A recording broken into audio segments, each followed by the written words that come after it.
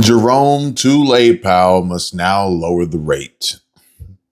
Donald Trump posted this not too long ago, and it says, Steve Mnuchin really gave me a beauty when he pushed this loser. The damage he has done by always being too late is incalculable. Fortunately, the economy is so good that we've blown through Powell and the complacent board. I am, though, considering allowing a major lawsuit against Powell to proceed because of the horrible and grossly incompetent job he has done in managing the construction of the Fed buildings. $3 billion for a job that should have been a $50 million fix-up. Not good. And yeah, think back. Think back on all the things that President Trump has said, all the things that have happened here recently, and more of the same. Proof, evidence that not only does President Trump know exactly what he's talking about, not only does he have the best interest of making America great again at the forefront of his life in every choice and decision that he makes, but he also continues to push through and win, consistently winning. And every time Trump wins, we win. Every time MAGA wins, we win. Every time, theoretically, the GOP wins, we win. More so Trump and MAGA. GOP is a little bit of a mixed bag there. Despite the obstacles, despite the challenges, despite the roadblocks put in place by seemingly people who you would think were actually on your side, President Trump manages to overcome, succeed, emerge triumphant over adversity, corruption, lies, cheating. This is good news, folks. President Trump had talked about this since probably the campaign.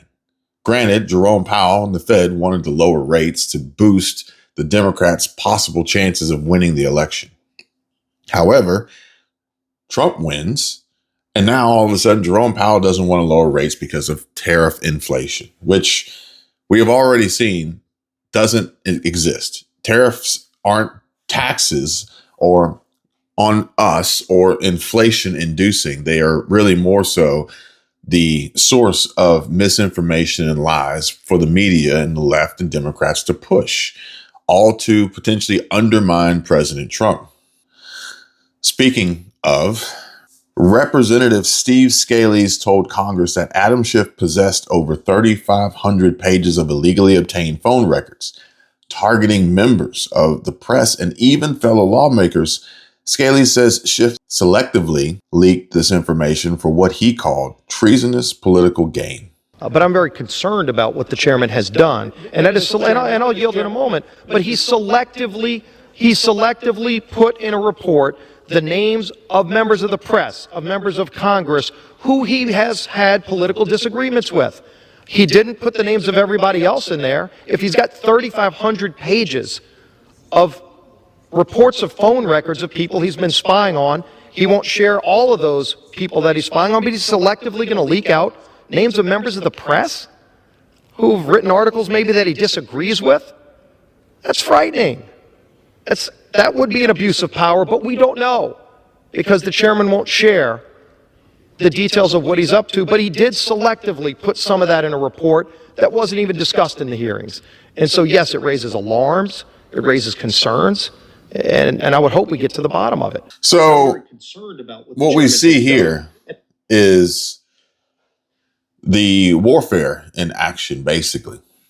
The left, Democrats, the media, all working as corrupt as possible to manipulate this game of chess that they know they can't win playing fair.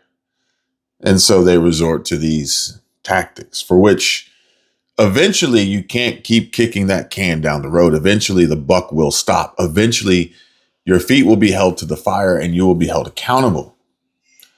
Perhaps maybe Adam Schiff thought that he could skate by auto pen sign a pardon his way through this and live to fight another day.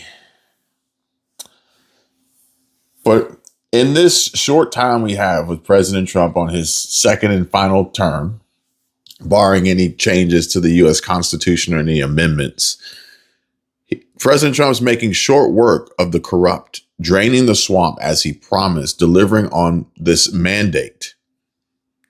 We mustn't ignore the hard work and the effort that is being put forth here in this tumultuous, this treacherous, tremendous fight.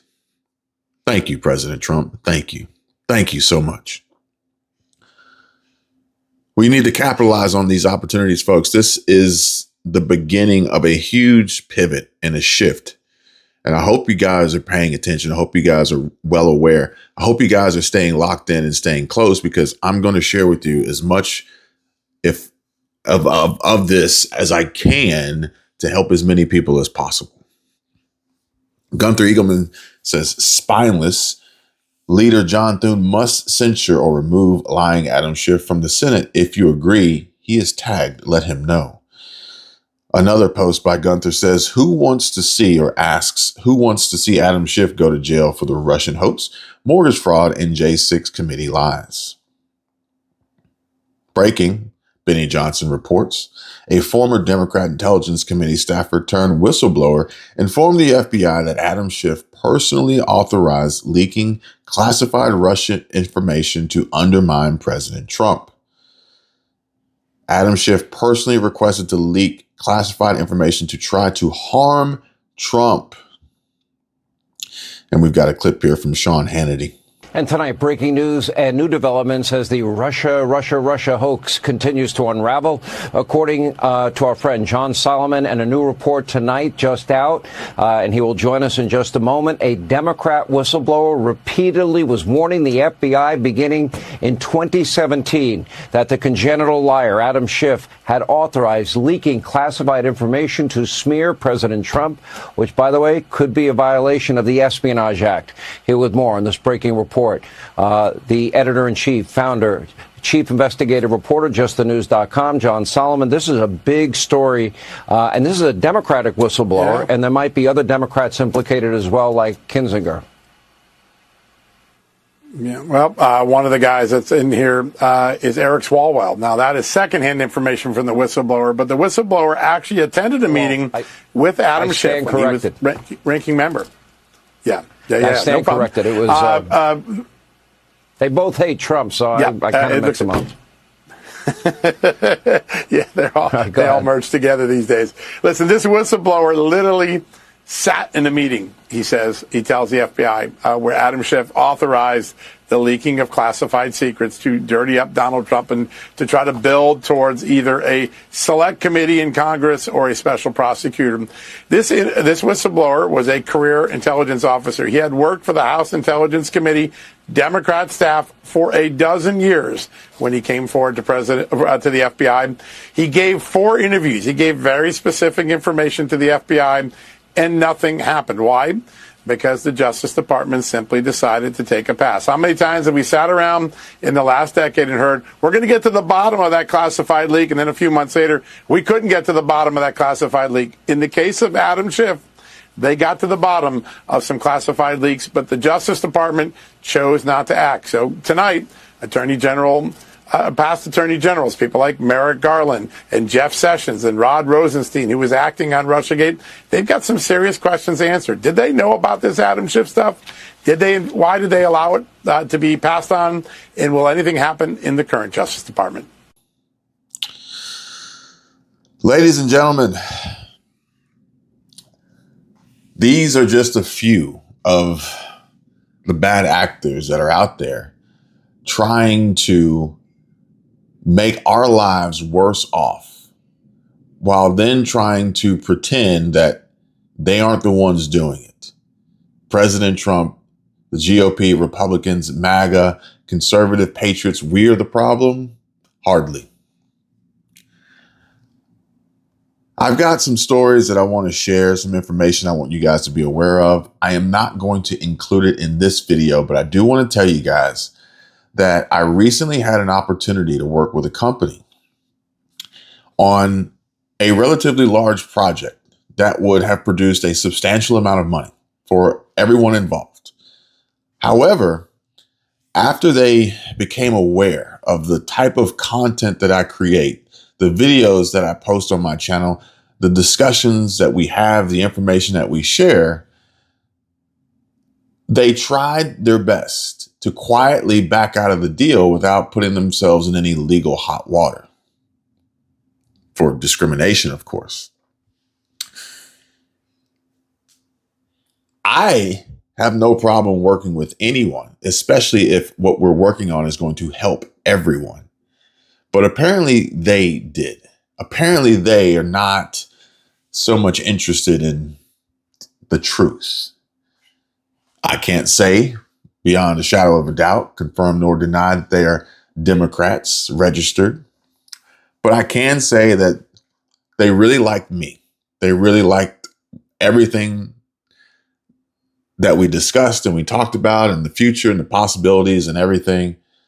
And then they looked at my channel and they decided to back down, back away, and just basically ghost me. It was an eye-opening experience, and it was exactly what I needed. Because they wanted me, and they actually specifically stated, to start a brand new channel that never discussed what we talk about here and only discuss what they wanted me to talk about for their business. And look, I don't want to make everything political, but everything is political. And for the most part, politics is going to have a major impact on your financial future.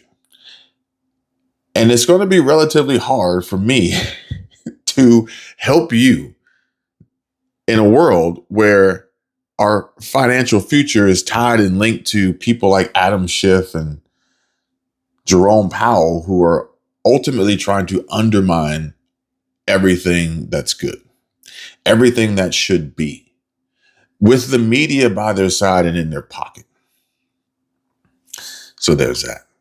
I'll go into greater detail in the future, but for now, I wanted you guys to know that we should soon experience lower interest rates.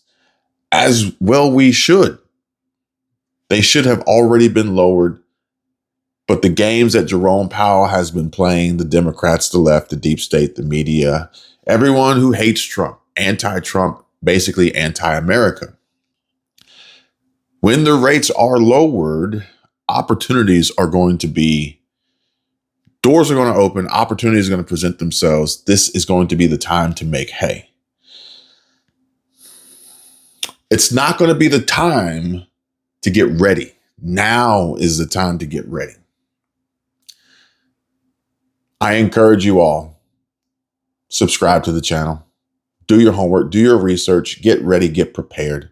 If you want to see a boost to your income, if you want to see a reduction in your cost of living, if you want to see your investment portfolios increase, if you want to see diversification, passive income, there are things you're going to need to do now so that when the doors are open, when the opportunities are there, you can jump on them and capitalize.